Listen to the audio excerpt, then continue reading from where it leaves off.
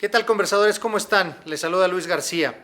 En nuestro cuarto episodio, hablaremos de cómo los negocios se deben de adaptar y se han venido adaptando a las distintas circunstancias. El mundo está cambiando, no necesariamente a una velocidad que quisiéramos o a la que tal vez estuviéramos preparados. Encima, pandemia. Encima, situaciones económicas, etcétera, etcétera. Vamos a hablar hoy de cómo los negocios se han venido adaptando, cuáles no, cuáles sí, cuáles son esas señales que tendríamos que leer para poder iniciar este proceso. Síganos.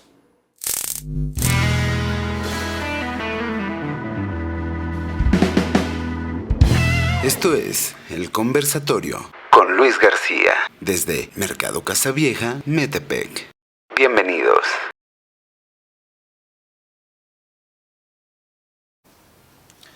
¿Qué tal, conversadores? ¿Cómo están? Les saluda Luis García, su anfitrión de este conversatorio. Estamos en el episodio número 4 y el día de hoy, miren, no quiero expresar, no te rías, no quiero expresar de verdad, ¿qué digo gusto, caray? Pues realmente es mi hermano, así lo tengo que decir. Yo soy el guapo, está clarísimo en el asunto. No, ahorita que lo vean, unos ojos azules hermosísimos. Está con nosotros Luis Roberto Palomino Rodríguez, es gran amigo mío, es mi mentor, es socio en algunos proyectos, es una persona que me ha impulsado muchísimo, inclusive puedo decir abiertamente que este proyecto y otros tantos no hubieran nacido y no tendría estas curiosidades de no ser por este señor que ha sido un instigador mental y de pensamiento con un servidor. Luis Roberto Palomino, les platico un poco de él. Él es licenciado en Relaciones Industriales por parte de la Ibero, tiene un MBA de la Universidad de las Américas, tiene un máster de alta dirección de España, es coach de alto rendimiento de equipos por parte del ICT, del Tecnológico Monterrey, ¿no? Certificado por parte del TEC. Es también consejero del Instituto Mexicano de Mejores Prácticas Corporativas. Ha trabajado para un sinnúmero de empresas, para escuelas, pero sobre todo, y ustedes lo van a comprobar en este episodio, lo van a comprobar que lo que tiene Roberto en verdad es una generosidad tremenda. Y van a escuchar cómo hoy va a estar narrando un montón de cosas. Pongan atención porque vienen de verdad una serie de tips importantes, notas, que si tú trabajas en empresa, que si tú tienes un negocio, que si tú quieres poner una empresa, si tú tienes un negocio, créeme que hoy te vas a llevar oro molido para que te pueda servir el día de mañana o te pueda servir desde este momento. Bro, puedo seguir hablando nada más presentándote, pero ya después les va a sacar gordo nada más de ya 20 minutos de presentación antes de que tú digas algo.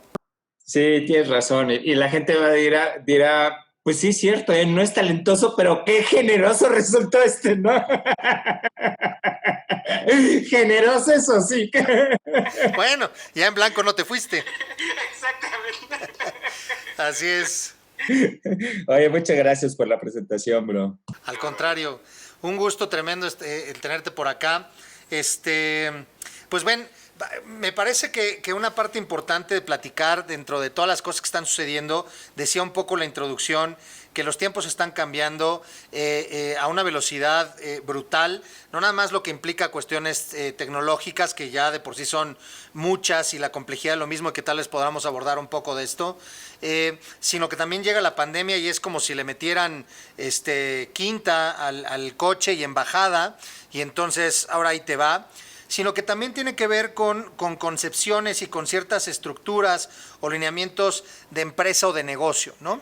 Entonces, para hablar de esta adaptabilidad, de cómo tenemos que irnos ajustando a los tiempos y cómo en algún momento, para cerrar esta introducción, decían por ahí que hay dos tipos de empresas, las que se adaptan rápido y las muertas, ¿no? Entonces, ¿cómo va este asunto, bro? ¿Cómo podemos empezar a abordar este tema de la adaptabilidad en términos de todo lo que está sucediendo? Bueno, pues es que creo que es el quid del asunto.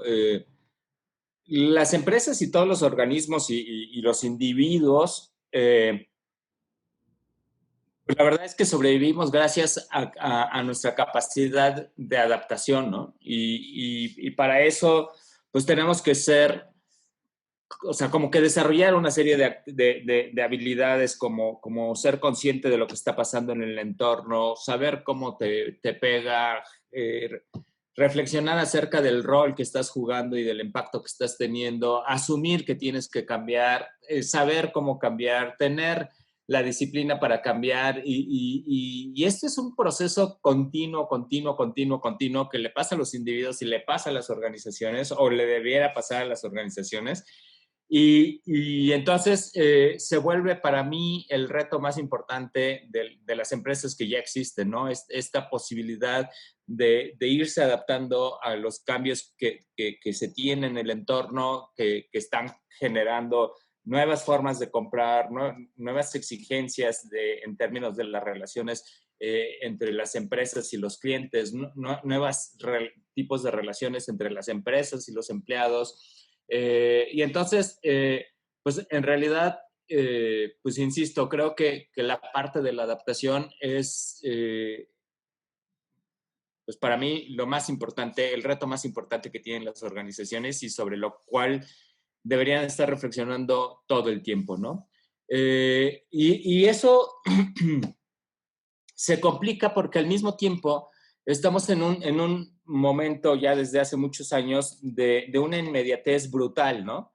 Y entonces cada vez es más exigente o hay más exigencia hacia los equipos directivos para tener resultados muy buenos y muy de corto plazo, ¿no? Y entonces esta forma de ser del mundo curiosa y paradójicamente complica la reflexión necesaria para poder adaptarte, ¿no? Porque es tan rápido el mundo y exige resultados tan de corto plazo, etcétera, etcétera, que las estructuras de las organizaciones pocas veces tienen espacios o recursos destinados a la generación de futuro, ¿no? Y entonces más bien pues vamos a vender más este año y vamos a hacerlo de esta manera y tienes que dar resultados así, etcétera, etcétera.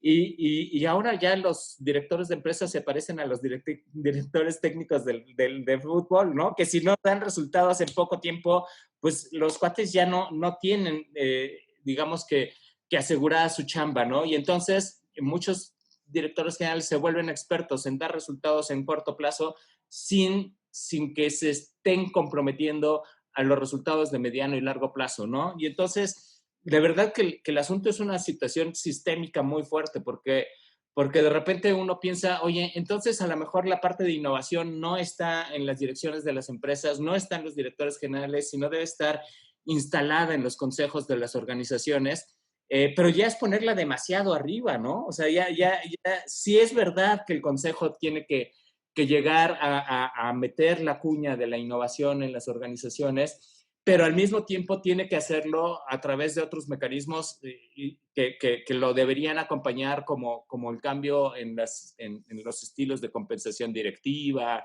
o en la reducción de exigencias de resultados de corto plazo, etcétera, etcétera, ¿no? Entonces, el asunto se vuelve sistémico tanto en la necesidad como en la dificultad, ¿no? O sea, como que la misma descripción del mundo actual genera oportunidades, urgencias y restricciones, todo al mismo tiempo. Está muy cañón. Ahora, a lo mejor ahorita que te estaba escuchando, no sé lo que piensen los conversadores, lo que estoy entendiendo es que, o sea, y me hace toda la lógica, o sea, el director o aquel que está al frente, llámese el changarro y el que está como gerenciando o está al frente de la operación o estos grandes corporativos que tienen estos grandes puestos, pero entiendo que es metas y resultados a corto plazo porque la operación tiene que salir, porque tienes que vender, porque tienes que lograr los resultados, eso lo entiendo. Ahí hay un riesgo subyacente muy fuerte que mencionas en términos de le pongo tanta atención al resultado del corto plazo que entonces pierdo de vista el largo plazo, ¿no? Me consumo en el inmediato y entonces lo que pudiera estar pasando, lo que viene, que pudiera tener un impacto, no en este momento, pero sí 3 escalones después, si me permites el término, ahí podría tropezarme. Entonces aquí tendríamos que hablar, pensaría, de una figura distinta que pudiera a la par del director o subyacente o estando en otro lado, que tuviera cierta visión o cierto esquema, que estuviera solamente concentrado a lo que está pasando en el exterior para leerlo y poder tomar entonces decisiones a largo plazo. A ver si o sea, los procesos de innovación de las empresas pueden tener especialmente digamos que naturalezas, ¿no? Yo empiezo a innovar en el producto porque de repente descubro que mi producto no está satisfaciendo todas las necesidades de mis clientes, ¿no? Esa es una. Dos, puede ser que innove a partir de descubrir que mis clientes actuales tienen otras necesidades que por las cuales están dispuestos a pagar más, que están más o menos relacionadas con mi producto y yo pudiera escalar hacia esas necesidades, ¿no? Otra es que en realidad nuestros clientes estén necesitando una revuelta completa hacia nuestro producto y entonces estemos como que obligados a complementarlo con algunos otros servicios o integrar servicios al mismo producto, ¿no? O sea, independientemente le empecemos a parafrasear las fuentes de innovación, nos vamos a dar cuenta que el único elemento que está constante es el cliente, Sí. ¿no? En pocas palabras, como tú lo dijiste, en efecto, una de las grandes necesidades de todas las organizaciones debería ser estar dándose cuenta qué es lo que está pasando afuera. Y estamos hablando de clientes, pero también deberíamos estar hablando de empleados. Y empezar a tomar decisiones acerca de lo que al cliente le satisface, ¿no? Cuando tú tomas decisiones, o sea, si la innovación de las organizaciones parte de la estructura interna o sea, que se sienten un montón de gente y empiecen a decir, a ver, vamos a imaginarnos cómo mejorar nuestro producto. Y entonces los de producto empiecen a hacer algunas pruebas y baje esa situación, no sé, hacia los de ingeniería y diseño, y después los pasemos a manufactura, y después los de manufactura se los den a los de marketing, y cómo venderíamos esto. Uy, para cuando llegue eso al mercado, ya pasaron 30,000 años, ¿no? Y además hay mucha lana que pudiera alguien empezar a decir, oye, pues ya llevamos 6 meses en este proceso de innovación y no ha pasado nada, y ya llevamos 8 meses y no ha pasado nada, y hemos gastado tanto, y llega el momento en que diga, no, o sea, ya la innovación se acabó, vamos a cortarle la lana, ¿no? Lo que te quiero decir es que la innovación de adentro hacia afuera no funciona. O sea, cuesta mucha lana. O sea, normalmente se pierde en la estructura burocrática de las organizaciones. Si quieres innovar, comprométete con el cliente, punto. Es súper sencillo, ¿no? O sea, neta, ve a tu cliente de forma inteligente, observadora, bájate de la nube de la soberbia de las empresas en las que yo sé lo que necesita mi cliente, etcétera, etcétera. Yo te puedo decir qué es lo que tienes que comprarme, etcétera, etcétera. Y revisa lo que realmente tu cliente necesita, trátale de vender eso y solito la cadena de valor se va a adaptar, te lo apuesto. O sea, porque no hay nadie que sabiendo cuál es la necesidad del cliente y haciendo el cambio más cercano al cliente que puede ser, no arrastre toda una cadena de valor impresionante. Y entonces en ese sentido habría que entonces tener un área, una persona, un grupo de personas que estuvieran destinadas a dar seguimiento y estar monitoreando precisamente al cliente en términos de consumo, en términos de opinión, en términos de comentario, en términos de deserción, si vale la pena la palabra, para poder ir leyendo e interpretando esas cosas, no en términos de, sí, como bien decías, una soberbia de, pues, en algún punto, creo que hasta tú mismo me lo dijiste hace algunos años, cuando me dijiste que uno de los enemigos más grandes de las empresas es su propio éxito, ¿no? Y entonces, el estar vendiendo y estar en la cima, y pues estamos a todo dar y todo pinta bien, pues como por qué demonios tendría que cambiar si todo está haciendo bien.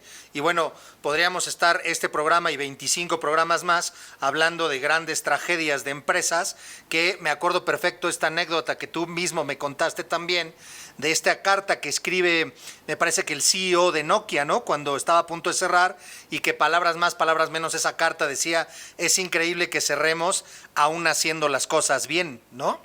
Y entonces en su mente es, pues caramba, si estamos haciéndolo bien, estamos haciéndolo igual, ¿cómo es posible que no nos estén comprando igual? Bueno, pues porque de entrada a lo mejor empezaste a venderle a la generación de mi papá, por poner un ejemplo, y hoy por hoy le vendes a la generación de mi hijo. Y entonces tienen parámetros y patrones y necesidades y búsquedas totalmente y significados totalmente diferentes a los que tienen nosotros. Y habría que estar leyendo eso permanentemente, ¿no? Completamente, sí. Drucker, que es una maravilla y que seguirá siendo una maravilla aunque pasen 20,000 años. Y bueno, y yo que trato de leer a autores modernos y todo para tomar citas, bueno, pues siempre acabo citando más a Drucker que a muchos otros autores modernos, pero él decía que el arte del éxito, palabras más, palabras menos, de las empresas era la capacidad de hacer bien las cosas correctas, ¿no? En esa frasecita se encierra todo. Hay que hacer bien las cosas correctas, ¿no? Porque sí, lo de Nokia es todo un tema impresionante porque en efecto, pues Nokia fue en un discurso que el CEO de Nokia lo dijo, y en efecto, o sea, el asunto es que estaban haciendo bien las cosas que ya no eran correctas, ¿no? Exacto.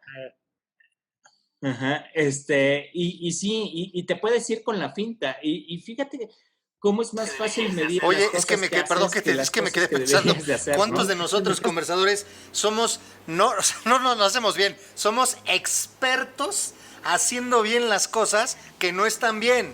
Y además hemos ido eficientando nuestros procesos de las cosas que no deberíamos de seguir haciendo, pero las seguimos haciendo, ¿no? Qué fuerte está esa frase, ¿eh? Sí, exactamente, ¿no? O sea, y bueno, se da en todas las organizaciones, pero justamente antes de entrar a la plática que estábamos hablando de otros temas, me compartías acerca de las escuelas y todo, ¿no? Y entonces, por ejemplo, las escuelas son un caso impresionante, ¿no? O sea, ellos pueden estar haciendo muy bien las cosas que ya hace 20 años deberían de haber dejado de hacer. No, bueno, no, bueno. Hay una, no están ustedes para saberlo, conversadores, pero hace algunos años, Roberto y un servidor tuvimos la oportunidad de generar unos congresos, 5 congresos, ¿verdad, bro? Para padres de familia, profesores y demás. Y hay una conferencia que le llamábamos Revolución Educativa, en donde se presentaba una línea del tiempo de cómo venían haciéndose las cosas, ¿no? En la escuela, cómo pasa el tiempo y qué cosas han venido pasando, el surgimiento de qué cosas, naciones inclusive que se han creado, independencias que se han logrado, movimientos fuertes, etcétera, etcétera, y pasaban más de 20 y tantos años y la educación y las tareas seguían siendo exactamente la misma. Y cómo hay personas que pueden defender esto diciendo, bueno, es que 2 más 2 van a ser 4 toda la vida. Sí, pero la manera en la que tú enseñas que 2 más 2 son 4, hay n mil cantidad de metodologías y aproximaciones para poder enseñar o para poder hacer que el estudiante descubra que 2 más 2 son 4. De entrada, antes tenía que decírselo porque era la creencia, hoy por hoy tendríamos que hacer que lo descubra para que precisamente sea significativo, ¿no? Exacto. Sí. Y eso está súper cañón, ¿no? Porque, o sea, porque fíjate cómo o sea, las estructuras que tú generas para operar, de repente se convierten en las estructuras que te impiden el cambio, ¿no?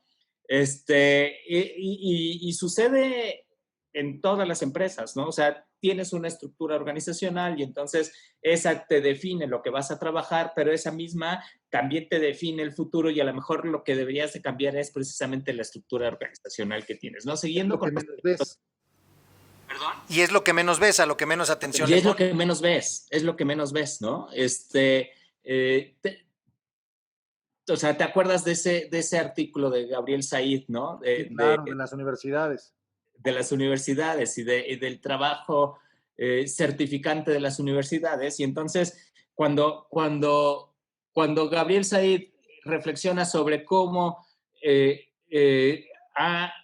se ha ido exigiendo un cambio en el rol de las universidades, donde al principio democratizan el conocimiento y después se vuelven dueños de la democratización del conocimiento. Y entonces la forma en estructura organizacional que esa propiedad de la democratización, que bueno, obviamente es un contrasentido el ser dueños de la democratización del conocimiento, descansa en el establecimiento de una estructura basada por ejemplo, en facultades, ¿no? De las universidades. Y entonces después ves a una sociedad que ya no requiere de conocimientos vistos verticalmente o formados verticalmente, sino es una sociedad, la nuestra, que requiere de visiones horizontales que integren conocimientos de diferentes materias que estén orientados a la aplicación. ¿Y sabes por qué no se van a poder dar? Pues porque la estructura de las universidades es vertical, basada en facultades, y entonces nadie va a coordinar eso. Entonces, fíjate cómo está la complicación del cambio y de la adaptación de las organizaciones en general, cuando la estructura que las define es al mismo tiempo la restricción del cambio. Híjole. Es todo un tema, a mí me apasiona. Porque estoy pensando en, o sea, ahorita que dijiste los muros, ¿no? Que dijiste esas estructuras que van haciendo, pensé en los muros. Y pensé, o sea, lo peligroso del asunto, no nada más es que, o sea, a ver, yo no sé mucho de construcción y todo eso, pero sé que hay unos muros que les llaman de carga, ¿no? Entonces tú puedes en ciertas construcciones hacer ciertos espacios, más puedes demoler ciertos muros. Pero hay ciertos muros que si tú lo demueles, te llamabas, o sea, eso se va para abajo, ¿no? Salvo que me corrijan por ahí. Entonces, desde el diseño, ¿no? Que no va con una visión hacia adelante, que no va con un camino hacia adelante, de repente me hallo, si es que me doy cuenta, con que muchos o la mayoría, o si no es que todos mis muros de carga, o los más importantes, son los que más me obstaculizan el proceso de innovación, el proceso de observar realmente a mi cliente, el proceso de realmente poder tenerlo cerca, y entonces pues me olvido de él y me encimo, y es como si me volviera ermitaño en mi propia empresa, ¿no? Y entonces porque yo sé hacer las cosas muy mal, pero las sé hacer muy bien, y entonces pues cada vez voy generando una distancia, hasta que me doy cuenta que, oye, ¿cómo es posible que le compren más a Amazon de que me compren más a mí? ¿No? Oye, pues es que esto no tiene ahorita, tiene 10 años, tiene 5 años, tiene 7 años. Es que los patrones de compra, es que la gente, lo que se fija, y eso cómo se come, eso en qué viene. Y entonces si encima lo monto en situaciones de tecnología, pues todavía encima hay más gente que dice cruz. Eso yo no le entro, ¿no? Claro. Sí, mira, ahorita que pusiste, bueno, de Amazon podría hablar mil cosas, pero te voy a poner un ejemplo súper personal, ¿no? Sí. Aquí, enfrentito de mí, estoy viendo una cafetera de prensa francesa que compré hace poquitito en Amazon, ¿no? O sea... nos está presumiendo su café. Un domingo voy a desayunar a casa de mi hijo, me prepara un café, me regala el café y yo no tengo prensa francesa para hacerlo, ¿no? Y entonces llego a mi casa y digo, pues me tengo que comprar una prensa francesa, ¿no? Entonces, pon tú que me tardé 3 días en decidirme. Entonces, un miércoles, 7:30 de la noche, abro el Amazon y me sorprende los precios, ¿no? No manches, prensas francesas de 3 tazas, ya vivo solo, prensas francesas de 3 tazas a 250 varos, no manches, ¿no? Están baratísimas, ¿no? 250 pesos, pon tú que 300, algo así, ¿no? No pasaba de 300 pesos. Y entonces la pido. Pero no contaba que eran 1,000 pesos la entrega. No. Al otro día salgo, pago esta lana del Prime, y entonces siento que ya no pago, ¿no? O sea, siento que es gratis, ¿no? Más. Gratis, ¿no? Pero voy a decir que fuera inocente y lo considerara gratis, porque así lo viví, ¿no? Estoy de acuerdo que vamos a decir que eras inocente. Estoy de acuerdo. Exactamente. Salgo a correr, Luis, y regreso a las 8 de la mañana. ¿Y qué crees? La prensa francesa estaba abajo con el portero de mi casa. Y entonces regreso de correr y me entrega la prensa francesa, en la que no pagué un peso adicional por el envío.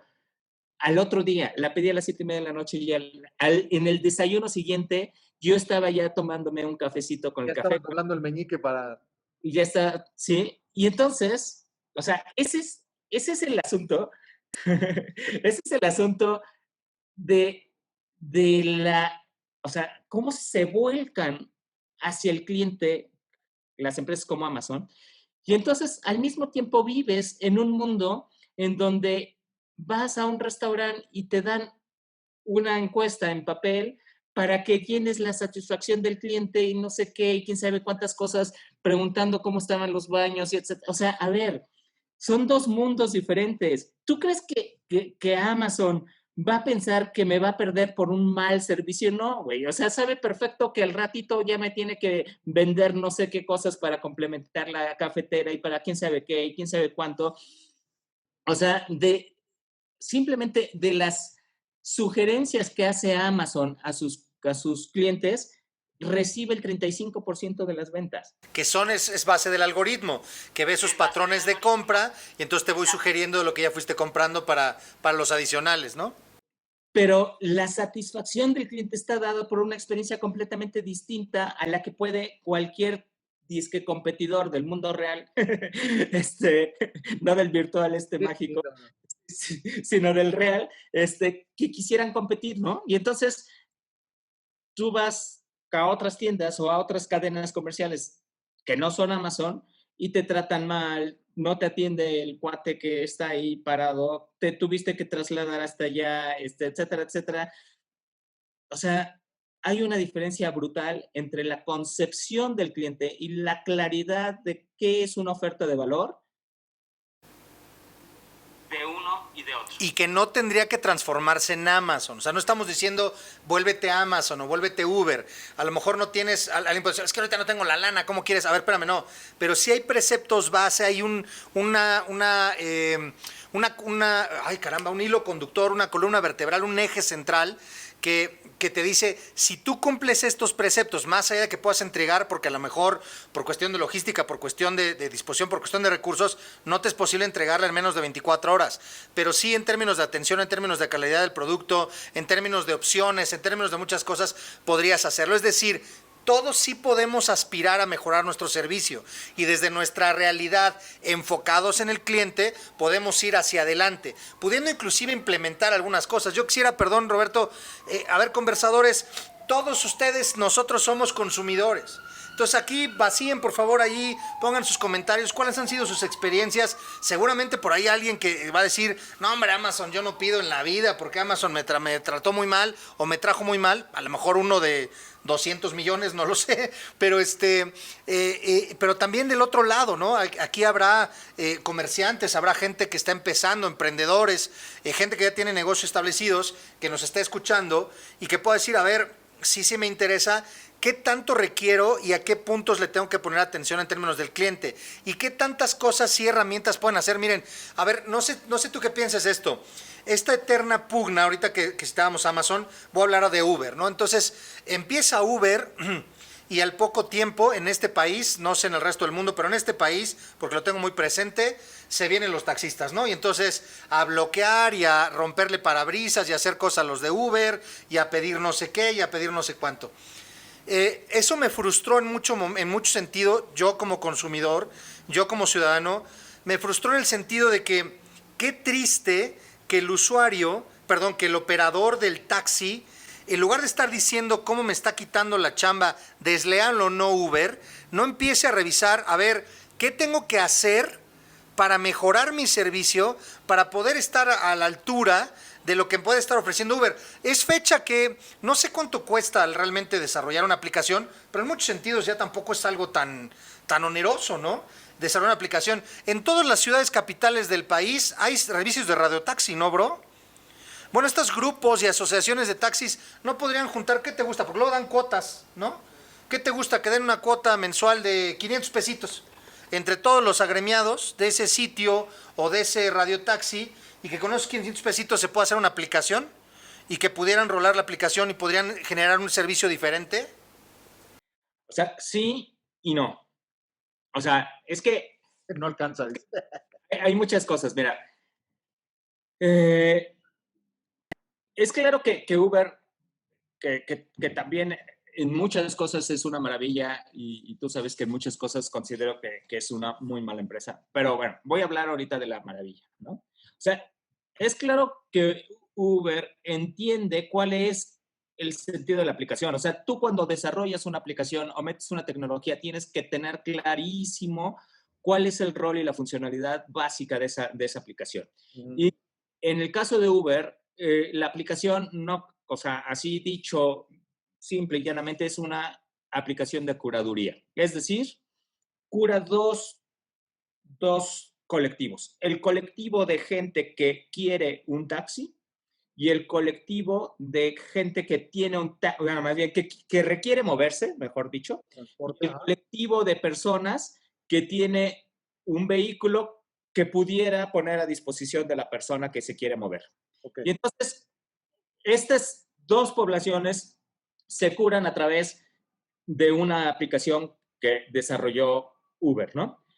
Pero esa aplicación, curiosamente, esta es una funcionalidad, no es el propósito de Uber.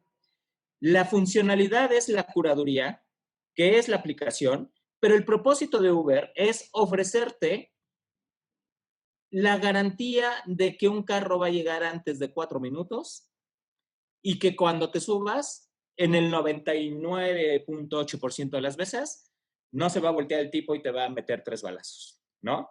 O sea, que lo vas a hacer con seguridad.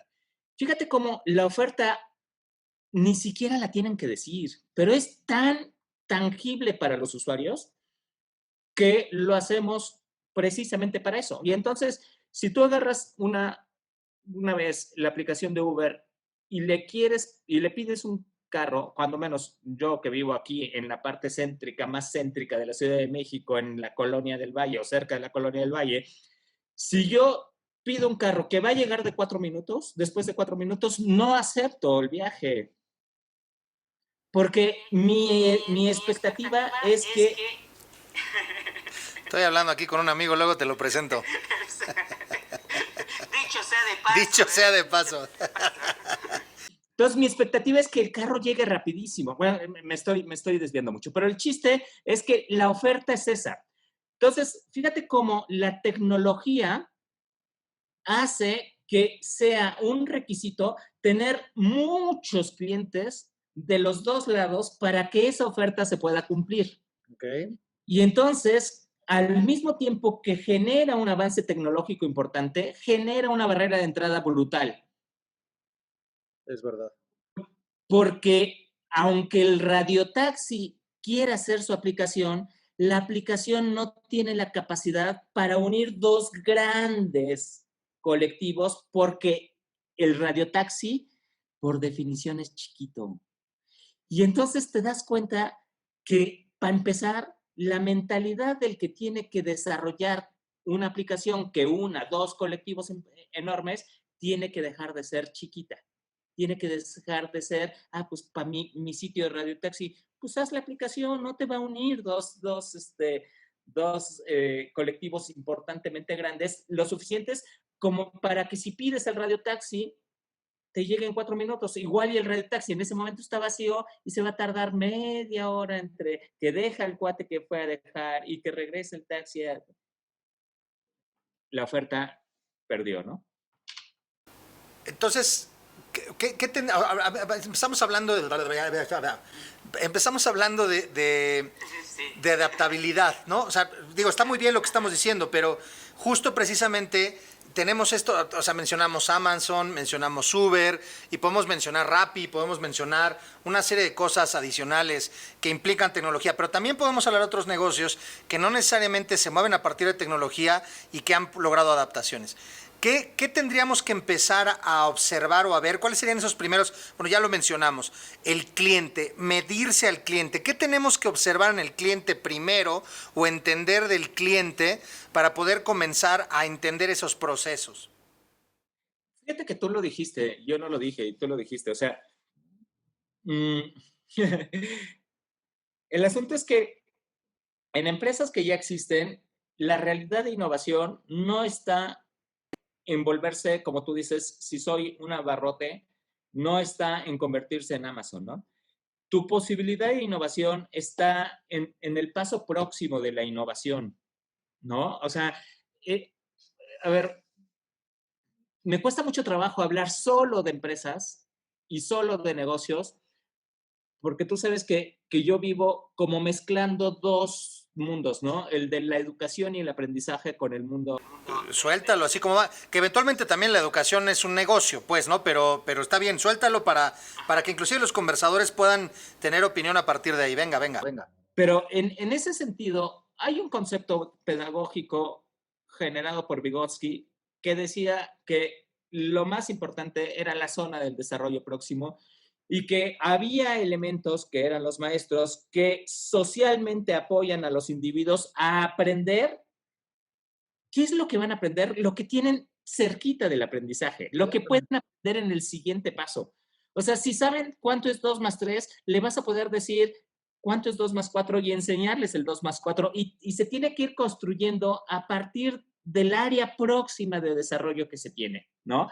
Lo mismo pasa en las organizaciones y lo mismo nos debería pasar como individuos, pero en las organizaciones y en las empresas deberíamos entender que por eso es un trabajo constante, porque lo más que podemos hacer es avanzar un poquito hacia el siguiente paso, pero es muy importante que lo que avances al mismo tiempo se va a constituir en una plataforma de cambio que cada vez se va a ir ampliando más y más y más si la sigues mirando con una mirada reflexiva, inteligente, desapegada y evolutiva, ¿no? Inclusive aquí podríamos hablar de una teoría que también me compartiste tú, de este señor, a ver si me acuerdo bien del apellido, que es la teoría UDE, ¿es Otto Scharmer?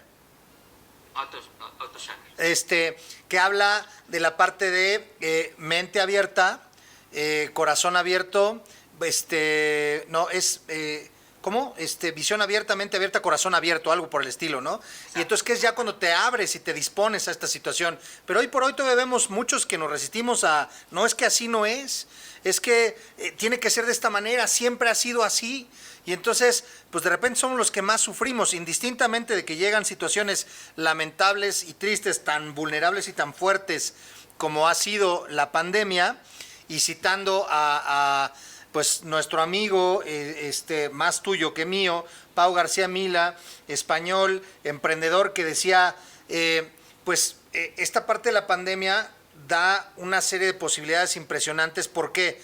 Porque aun cuando llega y sacude de manera muy fuerte, él lo decía muy bien en un webinar que organizaron ustedes, precisamente, pues no es como la guerra, que la guerra realmente destruye todo, y entonces cuando pasa tienes que reconstruirlo completito. Aquí no. Si bien pues el costo ha sido muy fuerte, sobre todo humano, no ha sido tristísima y lamentablemente muy fuerte, la verdad es que cuando esto pase, en términos reales, los puentes, los muros, las calles van a mantenerse, esas se mantienen. El tema es cómo inclusive la propia pandemia llega como un proceso catalizador y acelerador para que algunos puedan decir es ahora o es nunca. Y algunos se siguen aferrando a es nunca, ¿no?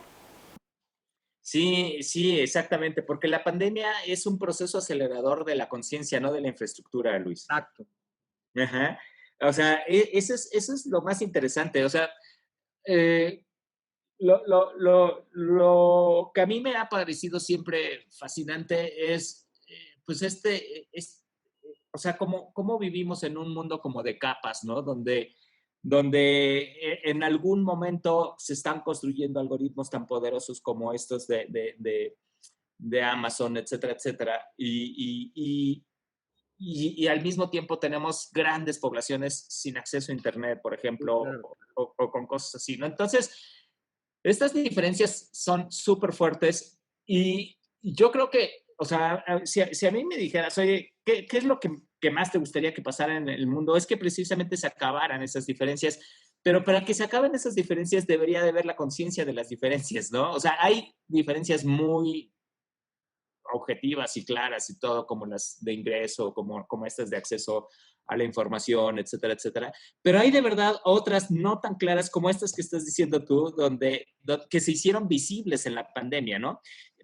Y das de cuenta que de repente las empresas tenían que salirse de su edificio y entonces se tenían que ir a todos a trabajar desde sus casas a través de una herramienta como esta de Zoom. Y de repente los que se morían de miedo no eran los empleados, sino eran los gerentes, ¿no? Sí, claro, porque no saben cómo controlar. Ahora, ¿cómo tengo control? ¿Cómo motivo a la gente si ya no estoy con el chicotito ahí todos los días? Exacto. Y entonces, oye, ahora de repente hasta igual parecemos, ¿no? Como si fuéramos iguales, ¿no? Porque ya no puedo mandarte desde mi escritorio que está en la oficina de 30 metros cuadrados, ¿no? Hazme el fabrón cabor, decían por ahí, ¿no? Ajá. Y entonces te das cuenta de cómo juega en este esquema jerárquico de las organizaciones, qué mensajes manda hasta la dimensión. En estas estructuras verticales que no lo hacen en el flat, en lo horizontal, que son requeridas, ¿no? Exacto. Y entonces, justamente lo que se mueve es la conciencia más que la infraestructura. La verdad es que muy pocas cosas se han desarrollado tecnológicamente, o sea, así como de grandes revoluciones durante la pandemia. O sea, todo lo que empezamos a usar más ya existía antes. Sí, de acuerdo, de acuerdo. Lo tengo que decir abiertamente. Recién empezó lo de la pandemia por ahí diciendo, oye, ¿ya viste esto de Zoom? Hay que buscar esto de Zoom. Y me acuerdo perfectamente, ¿no? Y seguramente nosotros no éramos ni por supuesto los primeros ni los últimos, pero durante 2 años o 3 años antes de la pandemia, nosotros ya teníamos sesiones de juntas de trabajo a través de Zoom. Sí, desde hace mucho tiempo, ¿no? Sí. Y entonces, pero la gente, entonces, sí, o sea, lo que te quiero decir es que todo esto que estoy hablando de las restricciones y de la paradoja del cambio de las organizaciones, etcétera, etcétera, pues en realidad lo que pasa es que pasa por el individuo, ¿no? O sea, somos los individuos los que tendríamos que aprender, bueno, los que nos surge aprender a cambiar, los que tenemos que abrazar el cambio y tenemos que transmitir la pasión por el cambio y tenemos que darle lugar a los que hacen cosas distintas y tenemos que reconocer lo diverso, etcétera, etcétera.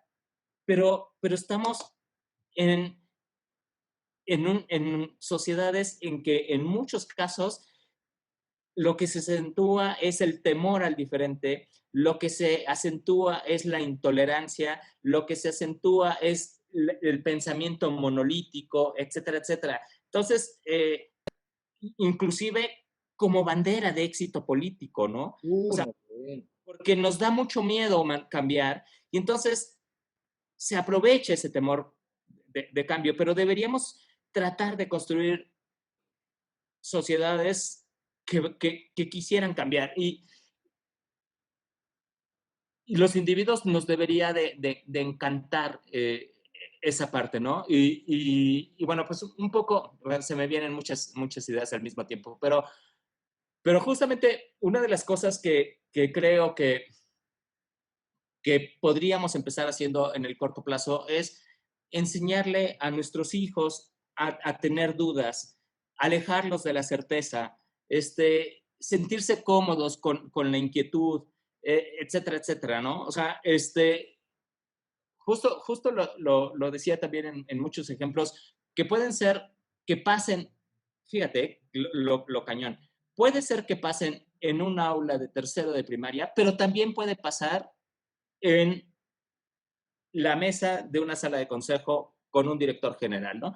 Al niñito de tercero de primaria le dices, ¿cuánto es 3 por 9? Y en lo que le llega el 27 a la cabeza, el pobre se le empieza a revolver el estomaguito, ¿no? Y entonces dice, debería yo saber. Y entonces todos los compañeros, mientras más segundos pasan, lo empiezan a voltear a ver más. Y la imagen de la mamá atrás con el cinturón. Y la imagen de la mamá atrás porque no lo sabe, ¿no? Exacto. Y entonces, si nosotros Ahora, el ruido en el estómago va a pasar, ¿no, Luis? Ajá. Pero si nosotros les enseñáramos a los chavos, a los chavitos desde chiquitos a decir, ¿sentiste la inquietud de no saber? ¿Sentiste el dolorcito de la incertidumbre? Sí. ¿A poco no se siente bien fregón? Nada más hay Estaría que padrísimo. Estaría padrísimo. Y tú me conoces, bro. Yo amo esa sensación. Yo disfruto sentir que no sé. Disfruto saber que hay algo que puedo aprender, cabrón. Esa misma sensación y esa presión de ese chavo de tercero, la pasas a la mesa del consejo, donde un consejero le pregunta al director general, ¿y por qué fue que no logramos tal resultado? Y el cuate está pensando, ¿a quién fregados le voy a echar la culpa? me van a correr. Primero, ¿a quién voy a correr yo? Porque a mí no me corren, cuate. ¿A quién voy a correr yo, no? El Sí. organigrama mata todo.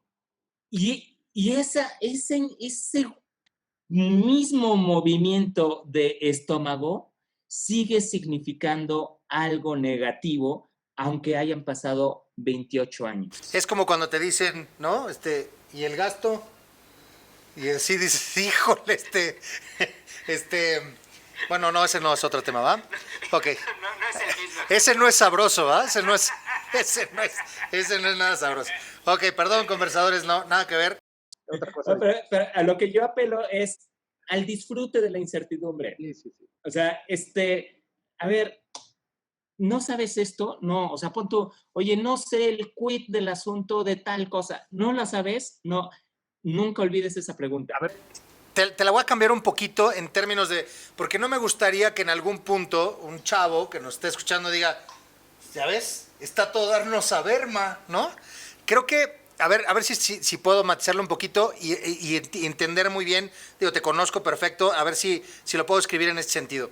Más que la sensación, más bien, lo padre es no tanto la sensación de no saber, sino es la sensación de que hay algo nuevo que voy a ir llenando al descubrirlo. Entonces o sea, la sensación es ir hacia adelante por eso que quiero llenar, por eso que quiero descubrir, por eso que quiero conocer, más por el tema de, híjole, pues no lo sé, ¿no?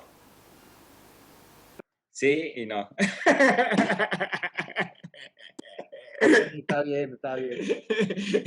Porque era lo que te decía el otro día. El deseo es infraestructura al mismo tiempo. Es que me voy a elevar demasiado, Luis. Pero el deseo es infraestructura al mismo tiempo. No puedes desear lo que el sistema no te puede dar. Sí. La incertidumbre, te lo juro, si existe la incertidumbre, estás en el sistema que puede satisfacerla. Punto. No hay deseos y no hay ausencias de algo que el propio sistema no te pueda entregar. Te lo juro. Te lo juro. Esto es una maravilla de universo. El chiste es que no nos dejamos ir. Y bueno, pero sí lo voy a matizar un poco, especialmente para estos chavitos que nos están oyendo. No van a decir, pues está todo darnos a ver, ya ves. Exacto. Y ahí me quedé, pues me dijeron que estaba todo darnos a ver. Exacto. La verdad, sí creo que está todo darnos a ver. O sea, la verdad. Pero para saber. Exactamente. Porque está todo dar para saber. Exactamente. Significa que tengo o estoy en el camino de saber muchísimo más. La certeza mata. Es como como empezaste las preguntas de ahorita, ¿no? El éxito de las organizaciones es lo que menos o lo que más resta a su cambio y transformación. Como el control al cambio. Mientras más exitosas son las organizaciones, menos van a tener una necesidad de cambio cuando el cambio está ahí. Que ahí hay una cierta paradoja, porque entonces dicen, a ver, espérame, pues entonces que no debo de controlar para poder mantenerme al cambio. No, yo sí creo que hay ciertas estructuras y puntos, sobre todo aquellos que sean de riesgo, que son importantes mantener en términos de control, pero habrá ciertas áreas que hay que literalmente liberar y permitirles que vayan avanzando hacia el caos, que es lo que representa el cambio. Exactamente, sí. El problema está en los binomios de conceptos que unimos como causa-efecto y que no tienen una relación causa-efecto real.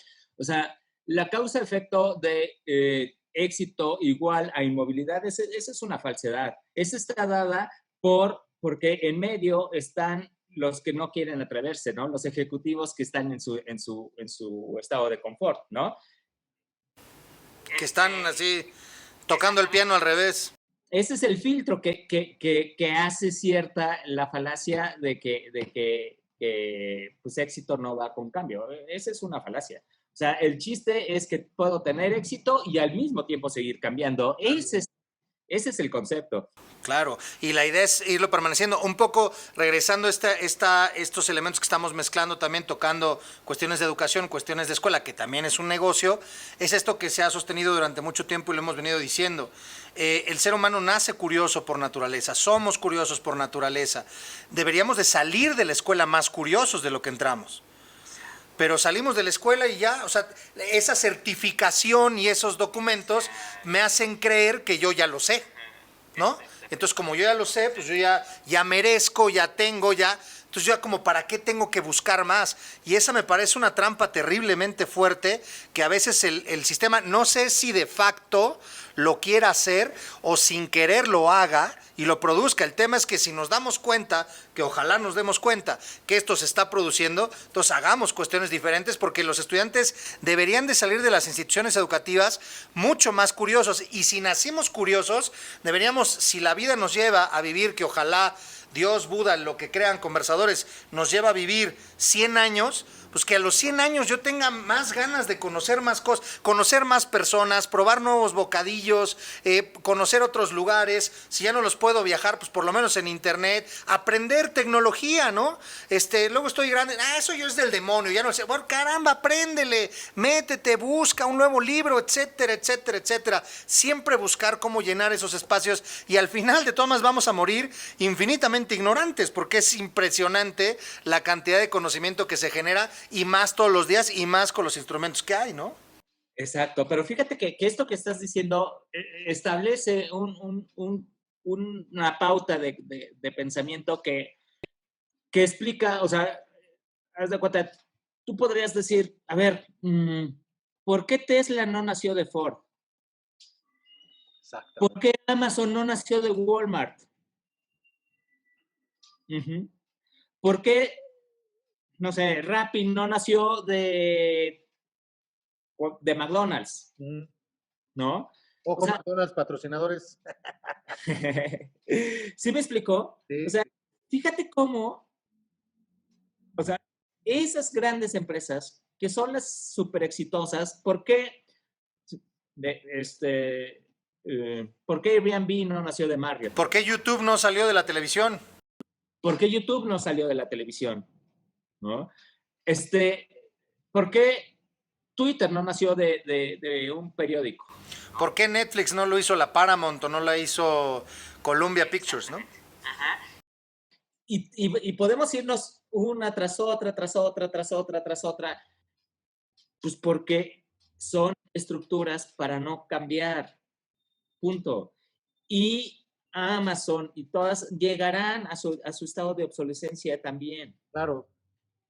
Son muy pocas las empresas que han podido trascender e irse cambiando. IBM es una maravilla, ¿no? IBM va dejando negocios y líneas de negocio que además en muchos momentos han constituido la base de su riqueza y de repente dice, ya no quiero computadoras personales, ya no quiero chip, ya no quiero esto, ya no quiero lo otro.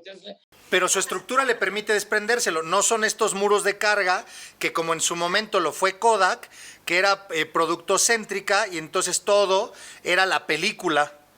Y entonces, pues sí, tenía unas cámaras digitales fregoncísimas, pero tenías que sacar la memoria e ir a imprimirlas para la película. Y como ya la gente decía, ¿para qué carambas las tengo que imprimir si tengo esto digital? Pues entonces Kodak al diablo, porque entonces ya no tenía todo eso. Y todas las infraestructuras y las empresas que fue haciendo alrededor fue precisamente en torno del producto. Aquí lo que sería también una recomendación importantísima para ustedes conversadores, los que nos estén escuchando, y si están de acuerdo reiteramos y lo vamos a decir todos los programas. Por cierto, hablando de todos los programas, suscríbanse al canal, ahí están los datos para que se puedan suscribir. es con esta situación de que nosotros no tenemos la verdad absoluta. Esto es algo de lo que hemos leído, lo que pensamos, lo que tú crees, Roberto, lo que te dice la experiencia. Es muy válida también la opinión de los conversadores, pero el tema es que desde el diseño, ¿en qué momento tenemos que estar rediseñando? Oye, mi empresa tiene 20 años. Bueno, ¿en qué momento te sientas a revisar las estructuras? ¿Y en qué momento, es decir, de tal suerte que, si me permiten, tal vez otro de los elementos trascendentes que me gustaría irlo recapitulando ahorita, que es centrarse en el cliente, pensar, ser consciente, más allá de los puentes, es decir, trabajar la conciencia, hablamos de alimentar y permanecer la parte de la curiosidad y alentar esa necesidad de tener cuidado con el tema del control, porque puede ser una posición al cambio. Pero ahorita me parece que hoy por hoy las estructuras organizacionales, que otro elemento es más que lo vertical, tendría que ser horizontal, y no ahorita, sino desde hace ya tiempo, la pandemia nada más lo resalta mucho más, es que tiene que ser dinámico, precisamente para que permita esto que estás diciendo de IBM, es decir, que yo pudiera en un momento determinado, esto ya no sirve, entonces lo quito, lo saco, puedo meter otra cosa, pero no se cae el asunto, sino que estoy jugando en un dinamismo a través de lo que el mismo cliente me está pidiendo, ¿no? Sí, definitivo. Y eso creo que es pertinente desde una miscelánea hasta un gran corporativo. O sea, no es necesariamente estamos hablando de que tienes que tener un gobierno corporativo y que tienes que tener 27,000 puestos y 47 jerarquías para poder hacer una situación de estas, ¿no?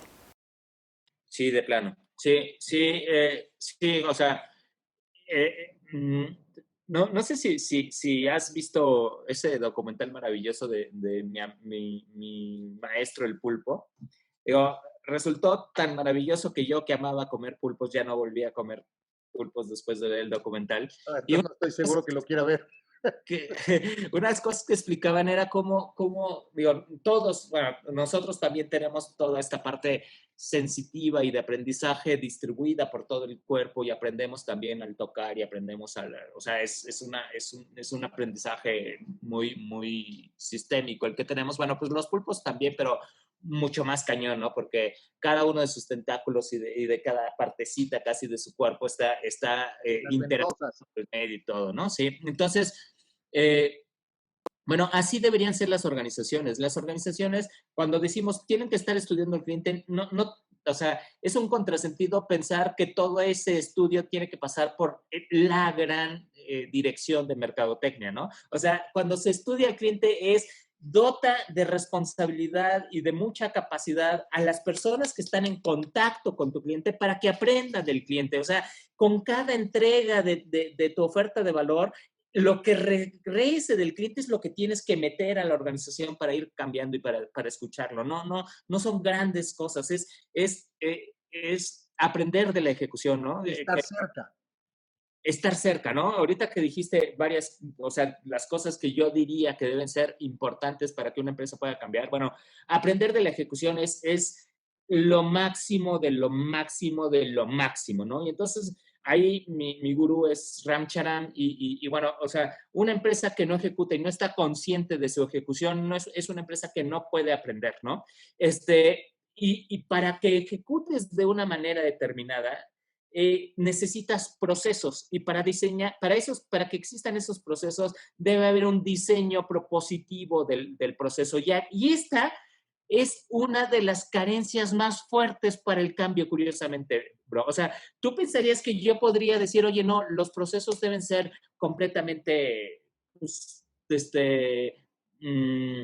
flexibles y que cada quien haga lo que sea. No, o sea, el proceso cumple una hipótesis de éxito, es un algoritmo de ejecución que tienes que comprobar con cada vez que entregas el valor de la empresa. ¿Sí me explicó? O sea, la dirección tiene que pensar qué quiero lograr para hacer qué con el cliente, y después tiene que pensar y cómo lo voy a lograr. Y la dirección, o sea, el cuerpo directivo, que incluye la parte alta de la dirección y los gerentes, deben estar enfocados en diseñar el cómo. Y solamente cuando tengas el diseño del cómo dominado, podrás modificarlo y podrás hacerlo ágil. Si no lo tienes, no lo puedes hacer ágil y no puedes aprender del mismo, porque porque la arbitrariedad no te da aprendizaje.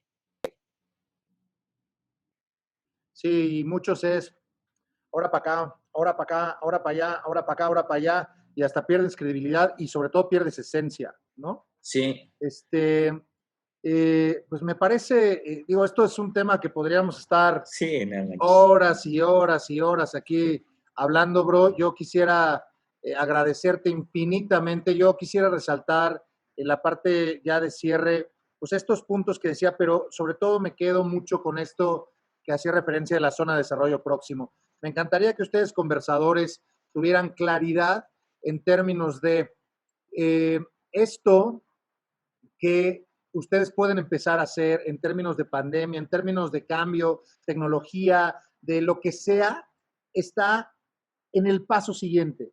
No es 25 pasos, no es 45 diplomados, no es 27 maestrías, no estamos diciendo que no las tomen, tómenlas, prepárense, hagan, pero es en el paso inmediato siguiente y de ahí al que sigue y de ahí al que sigue. Es una larga escalera constante que va a permitir mantenernos en un movimiento permanente, ¿no? En un proceso de evolución y de cambio permanente, ¿no es cierto? Sí, completamente. Y vivir con, o sea, de verdad, en lo individual, o sea, las organizaciones cambian a través de los individuos. Ya dijiste todo lo que tiene que ser como claridad bueno, este individuo que trabaja buscando el desarrollo próximo, etcétera, etcétera. Y ya más hacia adentro, hacia lo individual, de verdad debemos vivir desapegados. O sea, neta, parece casi como una plática zen oriental, no, pero es verdad. Pero es real. Debemos vivir desapegados, constantemente desapegados, o sea, dejar ir, o sea, si no dejamos ir, no hay un vaso que llenar. Debemos vivir sencillos, o sea, mientras más complejo sea la vida personal y de la empresa, o sea, mientras más cosas le metas a la empresa, o sea, vivir sencillos y ser enormemente humildes. De verdad, si uno busca la certeza, si uno piensa que tiene que saber todo, si uno piensa que tiene que ser el centro de todas las soluciones, nunca va a cambiar. Buenísimo. Nos quedamos con eso, bro. Muchísimas gracias. Humildad, siguiente paso, acción, conciencia. Hay muchas cosas, pero ahí hay puntos importantes, conversadores. Bro, un gusto que hayas estado con nosotros. Muchas gracias por tu tiempo, gracias por todo el espacio. Nos vemos la próxima. Hasta pronto, conversadores. Muchísimas gracias por habernos acompañado en esta conversación. Acuérdense de seguirnos en todas nuestras redes sociales para alimentar más futuras conversaciones. Si te gustó este video, no olvides darle like y suscribirte al canal. Hasta la próxima.